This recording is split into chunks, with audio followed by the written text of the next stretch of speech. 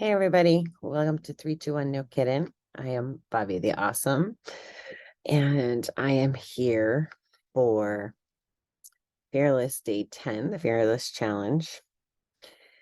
And today's prompt is, why do I do what I do? And I'm not sure that I can explain it as easy as a sentence. So I'm going to try to explain it to you a different way. Have you ever been stuck at a red light or got off a exit and or even walking down a street and get asked for money or cigarettes or food by people that are around? Have you ever had anybody tell you, or have you ever experienced someone shooting themselves in front of you? Have you ever experienced cleaning up the blood after your mother has shot someone in order to protect their child? Have you ever been molested or raped with a foreign object? Have you ever had your own mother have your sibling pee on you or shave your head as punishment? Have you ever been so distraught that you cry yourself to sleep and wake up every night with night terrors of past abuse and trauma and incidents? Have you ever been ran over by a fucking Jeep and had many bones broken and body parts all tore up and suffer through many surgeries and be scarred for life? Have you ever cut yourself so deeply that you bleed or that you're hiding your body? Have you ever talked to someone and then find out 2 days later on Facebook that they're no longer there? They're dead. Have you ever had a holiday week where someone commits suicide and you find the body?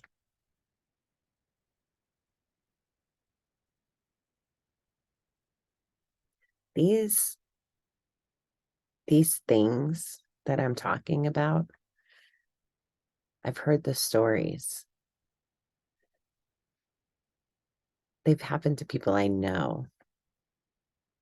Did you ever wonder why that guy or woman or whoever that's on the street asking for money, or the people living in the tents um, around cities and on sidewalks, did you ever wonder what happened to them? What put them there?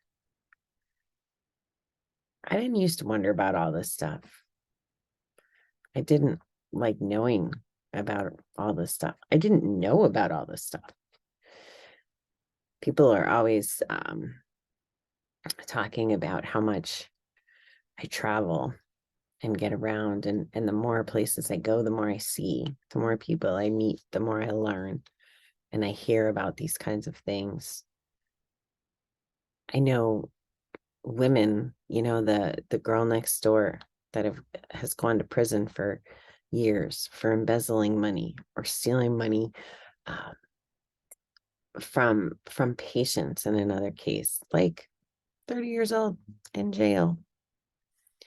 People that have had to sell their body for food because their parents aren't available. Have you ever been abandoned by a parent where they don't call, write, acknowledge your existence? Do you have running water? Have you ever tried to live without running water? There's a lot of things that are broken. So when I think about why I do what I do, why I'm trying to spread the word I'm trying to spread, it's because of these stories. It's because of these incidents. It's because of these crimes. It's because of the amount of people that are dying, that are sick, that need help. And we're just not doing a good enough job. We're not taking care of them. I don't know how many people have died from gambling. I don't think anybody does. The death I was referring to, where I talked to someone, 2 days before Super Bowl and then the day after they're dead. His death wasn't classified as gambling addiction, but I'll tell you what, it was because of gambling addiction. The suicide in between holidays, it wasn't because of the heroin. It was because of the AIDS and the love story and all the other things that went with it that came out of the addiction. Things aren't as simple as I think we'd like to think they are. There's nothing simple about it. These traumas, and I'm giving you graphic ones and just the ones that are like rolling off my tongue that I can think about right now. They're products of addiction, but the addiction is products of the trauma. And the trauma, in a lot of cases, is products of past addiction or whatever the reasons are. Here's what I know. I know that even if I drove past every person or gave every single person that ever asked me for $1 or something, even if I give them every single person, and there's been a lot that have asked, and there's been a lot that haven't asked that are just there, it wouldn't make a difference. It just wouldn't make a difference. Maybe for that day, maybe for that meal, but $1 is not going to change anybody's life. $5 isn't going to change anybody's life. We have to do more. We have to want to do more. We have to take the rose-colored glasses off. We have to put our listening ears on. We have to watch.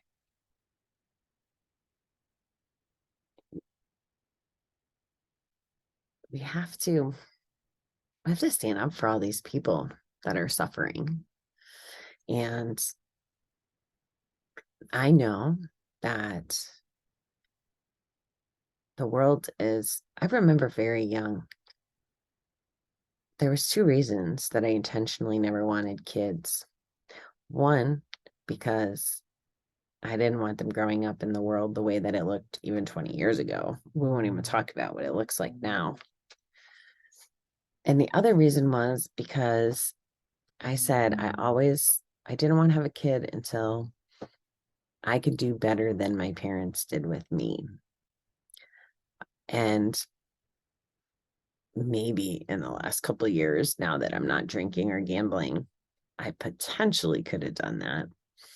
But I still don't know, right? Parents do the best they can with what they know. The more guests that are on the show, the more people I talk to, the more experiences I live, the more I realize is that everybody has been impacted by addiction in some way, maybe directly, maybe indirectly. You may not even know. You may not even know. People have shared with me things about past lives and God and religion and the books I read and the classes I take. And this information is telling me that these causes didn't even necessarily happen in this lifetime, if that's what you believe, right? And they may not be as gruesome as some of the scenarios I described.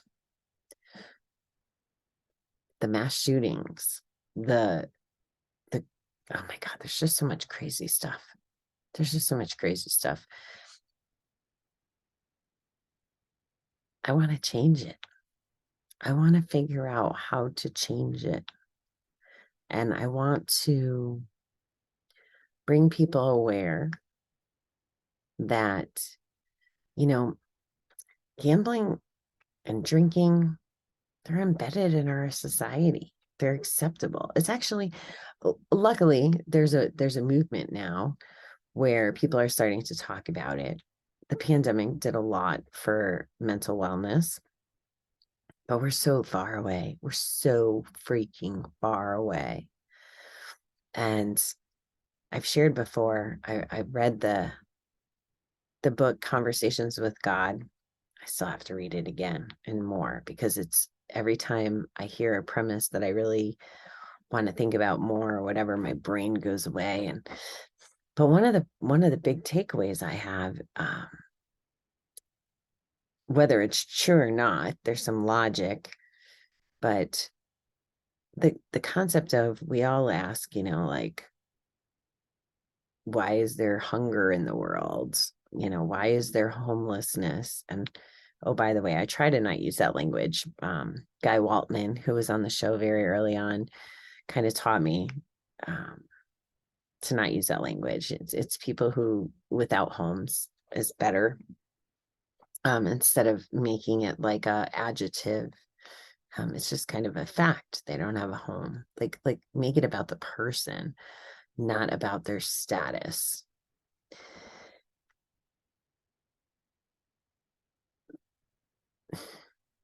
The book taught me or got me thinking that, and this comes from the universe premise too, right? That we create everything based on our language and our thoughts and all of that. And let me just say that I'm not saying this based on one book or one guest. The themes amongst whatever I study or who I talk to are so similar that I just can't believe they're not true. Everything from, emotions being stuck in our body or traumas going back centuries or whatever. And I'm not preaching to tell you to believe what I believe. I'm just saying that we can do better. And in this book, it talks about how we have the power to cure hunger or to end war or to do the things. And I believe that. I do. I don't think we can do it on our own. Like giving $1 to that person without a home is not going to change the world. But if we unite and we figure it out, and I'm very fortunate to not be afraid to talk to people, meet new ones, jump in communities. I don't know if I'm liked or disliked or any of that. And that's really not the important part. The important part is being heard. You don't have to agree with me. Just think about it. Just walk away with the thoughts that something can be different. Get get impacted. Listen. I'm sounding bossy today, and I'm not trying to. It's just that as I reflect upon all these incidents and things that I mentioned earlier, I know that they're addiction related. And I know there's a better way. It's going to be different for different people. But I do know that every single human being deserves to have human rights. I talked to a lady this week about human trafficking and human rights. And she said it was 20 years old when it was the first time she learned she has human rights. Everybody has fucking human rights. So why don't we treat everybody that way? Why do we let the evil and the hatred and the devastation and the poverty, why do we let all of that exist? Here's what I know. If you don't know that it's possible, it can't be achieved. If you don't know it's worth it, you're not going to You're worth it. You're not going to fight for it. You're not going to believe that. So you have no reason to fight. And if you grow up in environments where, whether it's you're being deliberately told or it's implied, or life has just treated you like you're not worth it, you're going to believe it. So I need to tell you differently. I need to tell you that if you're struggling with addiction, I don't want to say it's not your fault, but I do want to say it's not your fault. I don't think anybody wakes up and says, I want to be a gambling addict. I want to be an alcoholic. Actually, the reason I think that I never became a drug addict was because I had so many drug addicts around. And I remember deliberately thinking I didn't want to be an alcoholic because there was so much drinking around. But I think that's what landed me as a gambleaholic or a problem gambler, whatever term you want to use. Because I still needed to escape from the things that I knew or saw or went through. My stuff, And another guest and I were talking this week. I guess I've had a very powerful week between the challenge and the guests that I've had on. And you haven't even met half of them yet, but we were talking about Maslow's hierarchy of needs and the top of the pyramid being self-actualization. And I think I've gotten there. And it's funny because I think I could be there even without, I don't have my own freaking address right now. I don't have my own freaking vehicle right now. I don't have things, right? And they're like lower level. However, I know that knowing that I'm worth it and that I deserve it and that I'm capable, right? As long as I keep working, I'm capable, working at it, working at spreading the message, working at figuring it out to get to where we need to go, to get it a treatment available to everybody, to get solutions offered to everybody, whether they're what work for me or what work for you. As long as I believe all that's possible and I'm working on it, there's hope. And I guess that's really my why, to let you know it can be done. You're worth it being done. The world needs to be a better place for the next generations, this generation. How many women, like we just wrote this book and we geared it towards women. And I hadn't thought of this either until a conversation this week. Women have their kids, they go off to college. There's a lot of life changes for women and men too, right? The whole bullshit thing about midlife crisis and all of that. What is that about? It's about not being fulfilled. And this is what I mean, where I guess I'm shaking up the pyramid a little is I don't have the things, but I'm fulfilled anyway. Yeah, I don't have to worry about a roof over my head or food on the table. I have people, and I know there's good people out there that would never let me starve or go without. But I don't know that every person knows there's those people for them. I think there's a lot of people trying. There's a lot of nonprofits. There's a lot of recovery advocates. I think not everybody's going to see the world the way I see the world, and that's okay too. But I see it through this lens of travel, of experience, of podcast guests, of educating myself, of living it, of having people in my life that went through those horrible, tragic, devastating instances that I was just telling you about. So I remember thinking, well, I became a gambleaholic. I became a problem drinker. I've experienced, a yucky breakup. I've experienced dating married guys. I've experienced way more death and loss than I even care to talk about. But I've experienced all these things. And I remember thinking, it's so we can help. It's so I can help other people. It's so I can relate. It's so that they can understand.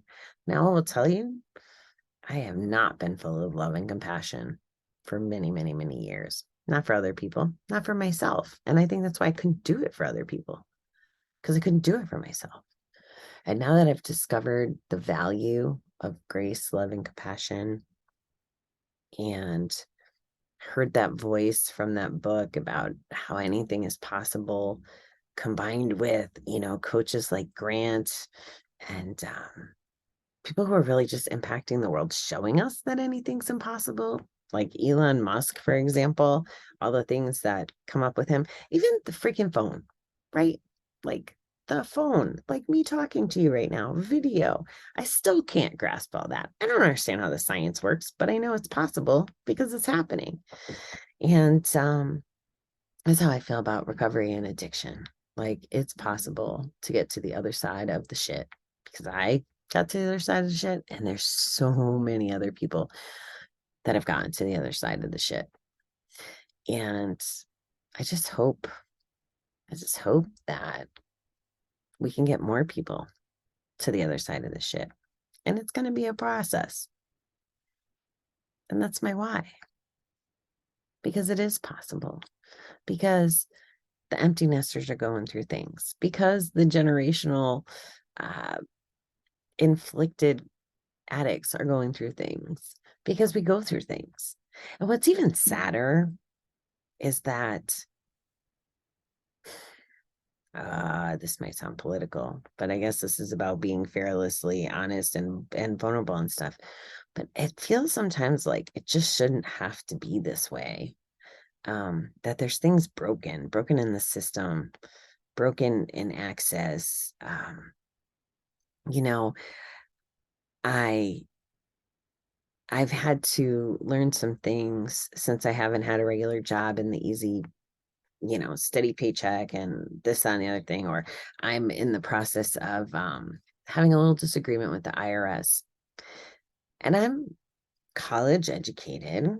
I can self-teach off of things off the computer, like watch a video and learn. Some things take longer than others. I know what my brain likes and doesn't like. It does not like computer programming. It does not like comprehensive literature and music and poetry interpretation. Like there's just things that I don't get, but I could get. But when it comes to trying to have a conversation to debate something like the IRS, these things are not designed for easy. It's just not easy. And I know I'm talking to everybody around the world, not just in the US, but I don't really know how to navigate government, right? I don't believe that I am going to get the vision done through learning government and politics and all of that. I'm going to be myself. And if I am handpicked for all the experiences I have and all the things that I've seen and all the people that I know, if I was handpicked to be given those experiences and that knowledge and that intel, then I'm handpicked to be me and to not have to worry about the politics and stuff, which is crazy. It's crazy scary, by the way, to think of it. And then to believe it, especially on the days that it's hard.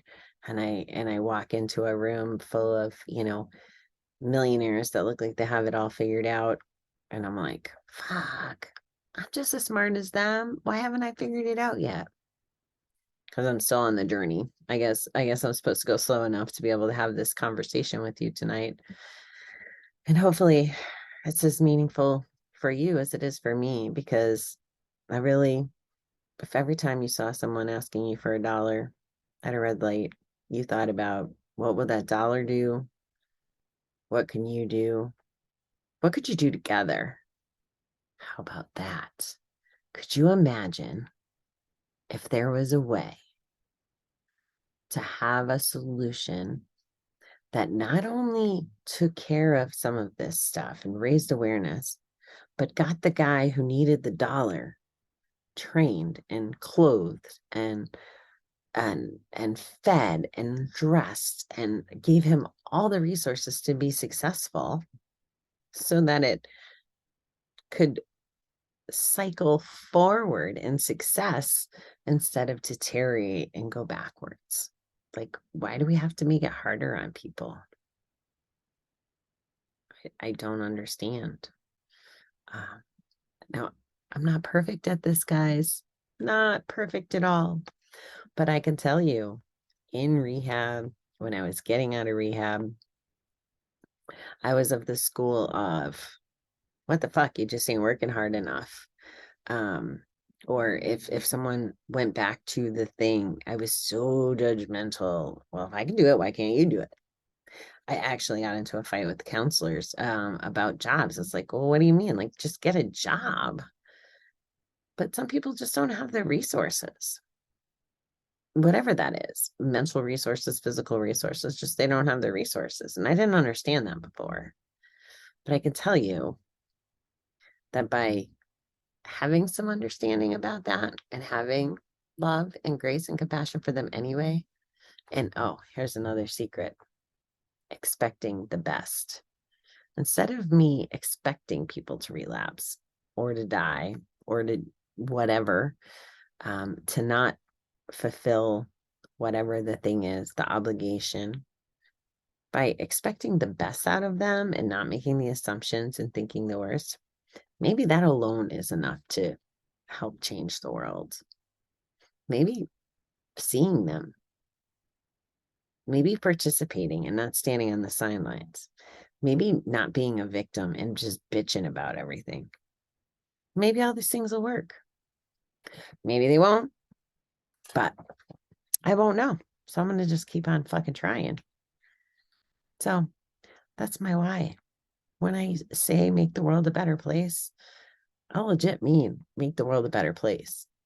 The streets, people, the economy. Could you imagine? We don't have enough workers. Well, why don't we have enough workers? Well, because they're high, because they're at the casinos, because they're what? What do? We just keep making it easier and easier. We make sure that they can gamble online. We make sure they can get alcohol at most convenience stores in every fucking corner and deliver it to their home. Why? Why are we destroying ourselves? Why are we not going the other way? So even if that's my purpose, to ask those questions, I'll be okay with that. I want to keep trying, guys. I hope you join me in trying, because we can do this, and we can do this together.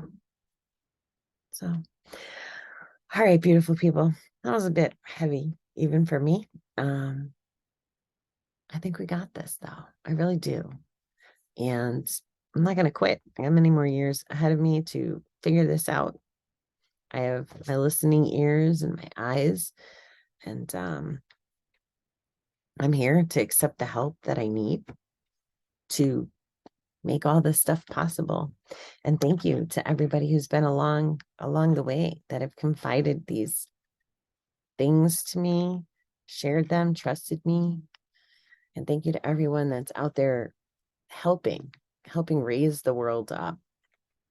The coaches that I've had, the people that are entering these fields, you know, the therapists, the counselors, the coaches, the people starting websites and podcasts, and the people just doing the things. Thank you.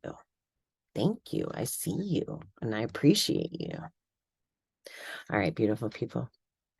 I'm out of here. I love you, and I will talk to you soon.